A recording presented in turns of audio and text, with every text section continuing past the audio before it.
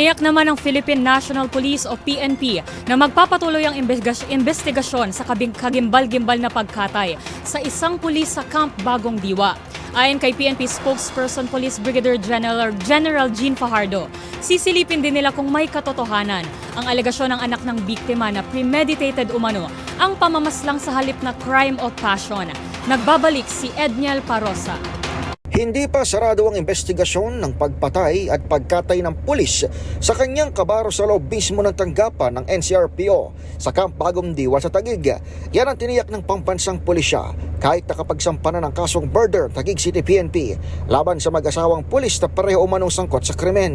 Ayon kay PNP spokesperson Police Brigadier General Jean Fajardo, inaalam na ng pulisya ang katotohanan sa alegasyon na anak ng biktima si Police Executive Master Sergeant Emmanuel De Asis na hindi affair kundi matagal nang planado ang krimen. Meron pang mga ibang anggulo na titingnan based doon sa sinasabi ng anak as to disclaim na maaaring hindi lang isa because he was thinking accordingly na kaya ba ng isa lang na isakay at ilibing. So these are the things na tinitingnan pa po. So hindi pa po sarado itong investigation bagamat nakapagsampa na po tayo ng kaso.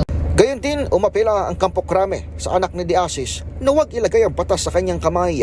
Nabatid ng miyembro ng Special Action Force ang nasabing kaanak na nagbantang gagamitin niya ang kanyang training para tugisin ang mga salarin. Pakiusap natin na nakakamdaman natin, may mga po siya masakit sa kalooban niya to, pero ang pakiusap natin, pulis siya, let the PNP handle the investigation. Kung meron siyang maitutulong, sinasabi niya na train siya, tulungan niya na mabigyang hustisya. Hindi niya po pwedeng ilagay yung batas sa sarili niyang kamay. Nakaburol sa Quezon City Police District ang recover ng mga labi ni De Asis. Para sa MBC TV Network News, ito si Edniel Parosa ng DZRH. Una sa Pilipinas, una sa Pilipino.